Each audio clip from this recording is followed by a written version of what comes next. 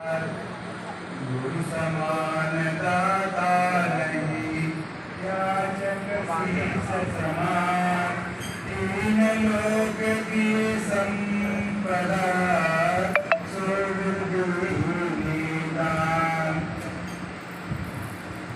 हम सभी संगत जो भी प्रसिद्ध हैं साहब के दरबार में, सभी बड़े भाग्यशाली हैं कि यहाँ साहब के दरबार में आने का और दर्शन तथा देखने का अवसर मिला। ये यात्रा धर्म यात्रा है और जीवन को सद्गुरु से मिलाने वाली है।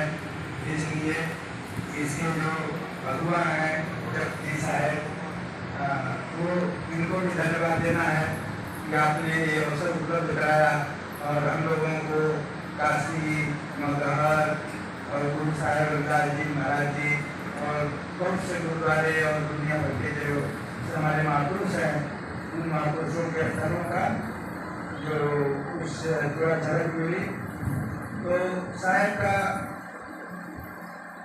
अंतर ध्यान यहाँ पर हुआ और प्रकट काशी में तारा में हुआ और देश विदेश से हों बिना गांव की खोज, देश विदेश के गांव के शहर खोज में, गांव बिना गली में जाकर जीवों को कल्याण के लिए, सबको चेताने के लिए, जगाने के लिए भ्रमण किए। हमारे दुख में पड़े हैं जी, उनको बाहर निकालो।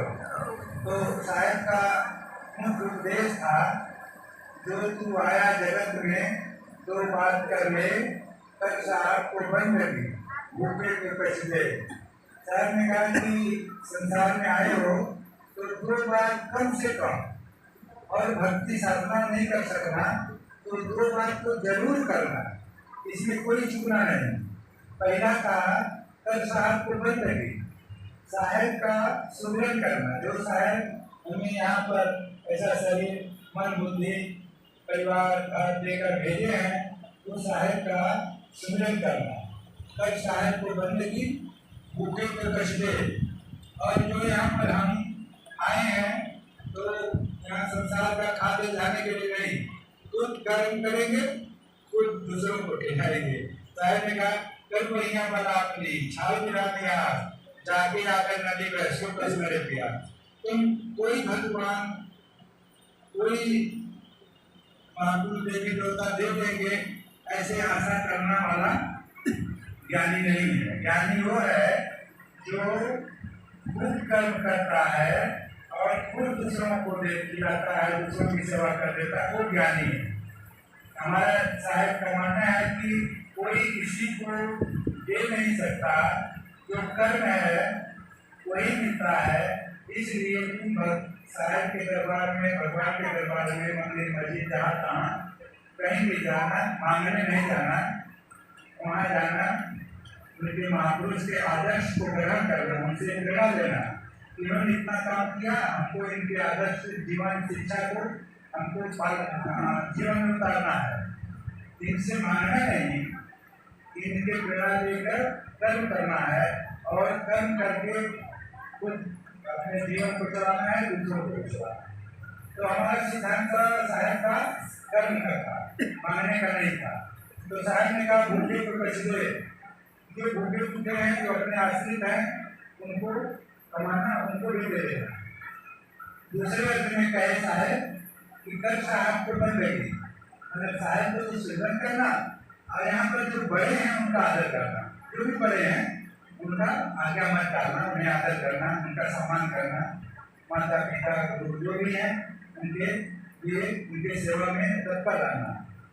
और भूखे को कष्ट दे, भूखे को कष्ट माने जो भी अपने आशीष है, भूखा भूखा उनको देंगे, लेकिन कहते हैं भूखा भूखा कोई नहीं, सब घटकारा है लाल, पट बोले पावे नहीं ताते भया करना। कोई यहाँ भूखा नहीं है, सभी अपने कर्म को लेकर आए हैं, अपने कर्म के अनुसार पाते हैं। तो किसी को भूखा समझो, गरीब समझो, दुखी समझो, ऐसा नहीं, सभी उसी के लाल हैं। साहब के ही सब परिपासी हैं, साहब सबके। तो किसी को छोटा नहीं समझना, किसी को उपेक्षा नहीं करना, किसी को दुख नहीं करना। ऐसा कर रहे हैं कि टूटे तो कष्टे सब घर भरा अल्लाह, पट खोल पावे नहीं ताते गया करना।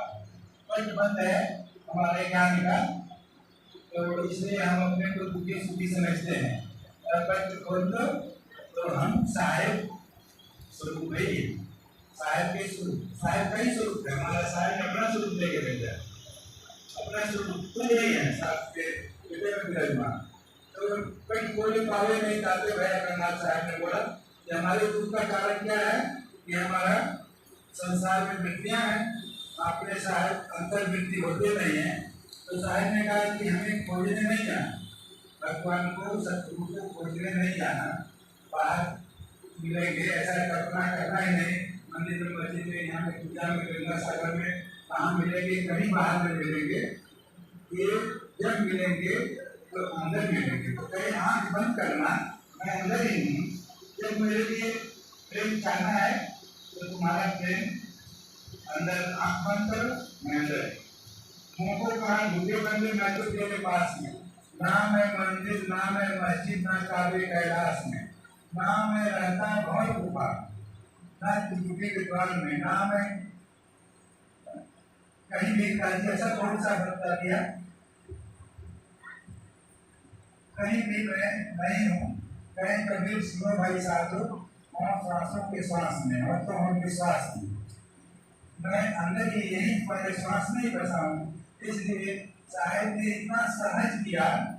सहज कैसे साहेब मिलेंगे तो पहले बता रखा था बहुत कठिन, जन्म जन्म में जतन कराई अंतराम कहावत नहीं, ऐसे रामायण में लिखा जन्म जन्म जतन करते रहो मिलेंगे नहीं, ऐसे कठिन है, कई जन्म में नहीं मिलते हैं।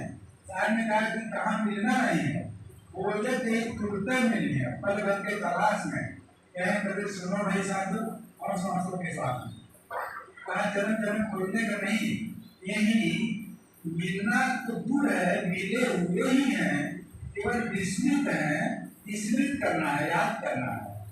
तो हमें याद करना है, शायद मिले हुए हैं ऐसा इधर में बसते हैं, इधर बसे थे राम ने जाना साहब ने ऐसा बोला।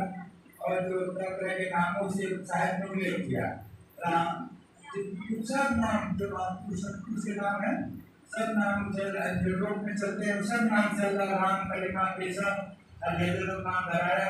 गाना ये कनक के गाना हमें भावना दूजा, पांच मन कोई भी कठापी एक नमाज एक पूजा, वही महादेव वही मोहम्मद ब्रह्मा आदम कही, कोई हिंदू को क्यों कहा है एक जीवी पर रही। तो यहाँ पर एक स्वरूप में स्त्री पुरुष के रूप में सभी आए हुए हैं, सभी मनुष्य एक हैं, एक ही माता पिता के संतान हैं, विभिन्न नामों से जाने जाते हैं, विभिन्न नामों से अपने ईश्वर को मानते हैं। इन नामों का शब्दों का अंतर है, उनके स्वरूप का हमारे स्वरूप में कोई अंतर नहीं है। इसलिए सबसे प्रेम करिए, सबसे मिलिए, सबसे मिलिए, सबको अपना समझिए, किसी दुख सुख में जा रहिए, ऐसे साहब का उपदेश है। तो अभी हम जो बच्चे हैं साहब के समाधि पर, साहब यहाँ पर काशी में रहे तो अंतिम में मगर आए, इतिहास में आता है कि अंतिम में मगर आए, 30 वर्ष से यहाँ पर रहे अंतिम में। तो यहाँ पर आने का कारण क्या हुआ, यहाँ पर थोड़ा सूखा पड़ गया, लोग भूखों मरने लगे, ऐसा मतलब पानी बरसा ही नहीं मिल रहा। तो यहाँ जो मस्जिद बनी है वहाँ पर एक सूफी बाबा रहते थे, सूफी भक्ति, तो वो यहाँ का नवाब पे बिजली खां पठान था, ये जो क्या जौनपुर शब्द में था, बिजली खां पठान नवाब था राजा यहाँ का, इस मुस्लिम राजा था। और काशी में ऋषिक सिंह जो गए थे उसको हिंदू राजा, तो ओबीसी सत्य पर ये जब सूखा पड़ा थे सुप्रीम बाबा से नवाब ने पूछा कि हमारे राज्य में सूखा पड़ा, लोग भूखे मर रहे हैं, वर्षा का कोई उपाय बताइए। सुप्रीम बाबा ने कहा कि हमारे अंदर इतनी शक्ति नहीं, लेकिन साहब कभी काशी में रहते हैं, वो आ जाए तो सब हो जाएगा। तो काशी में नवाब उनका समाज सब मंत्री तो वहाँ से जीवन किए। तो साहब ने कहा कि हमारे अंदर इतनी शक्ति, लेकिन हमारे चलने से भी आपका दुख दूर होगा तो मैं चलूँ। तो वहाँ के ऐसा लोग कहे साल वृद्धावस्था है, काशी में मरने से मुक्ति होती है, मगर मरने से गधा होते हैं, ऐसे। तो साहब ने बोला कि देखने क्या काशी क्या कुशल मगर जो पहले राम नरसिंह बोला जो काशी संतरे कबीरा रामायण तो नहीं होगा, राम का भक्त कहीं मरे वो मुक्त ही होगा। मुक्त होगा क्या भक्ति में जो लग गया वो मुक्त होगा, और जो भक्ति नहीं किया वो कहीं मरे तो मुक्त नहीं होगा। तो साहब यहाँ आए तो यहाँ पर घूमने मन, इसके बाद एक आमी नदी है, इसके बाद घूमने मन वहाँ पर पहले आए, वहाँ पर गोरखनाथ जी गोरखनाथ को लगा कि हमारे पास तो नहीं आया, हमसे बड़ा एक और आ रहा है शास्त्रार्थ दूसरा प्रकार की शास्त्रार्थ होगा, कौन दूसरी मुसलमान के धोनी लगा के बैठ गए कि शास्त्रार्थ होगा।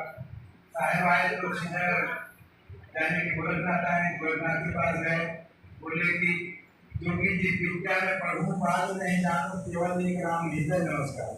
एक राम के नाम के अलावा मैं कुछ जानता ही नहीं, ये पढ़ाई में किताब लिखाई में, तो यहाँ तो लोग भूख मर रहे हैं, यहाँ सस्ता की नहीं, यहाँ पानी की जरूरत है, आप पानी दे दीजिए। तो गोरखनाथ जी सिद्ध जोगी थे उठे और दाहिने पैर से जमीन को दगाए, उनके से वहाँ जलस्रोत दिखा, वो पूरा कलैया वहाँ पर कलैया बन गए। तो सब लोग कहे अच्छा पानी, लोगों में पानी आ गया, तो कहे सब लोग कि ये तो 2-4 गाँव एक जिला पिएगा, लेकिन और सब पूरे देश में नहीं है। तो गोरखनाथ की शक्ति नहीं काम करी, लाइट चला गया। तो गोरखनाथ जी चुप हो गए। तो कबीर साहब फिर उन्हीं के धुनी के पास ध्यानस्थ हुए, ध्यान लगाए तो धुनी फिर घनघोर बादल उठा, चारों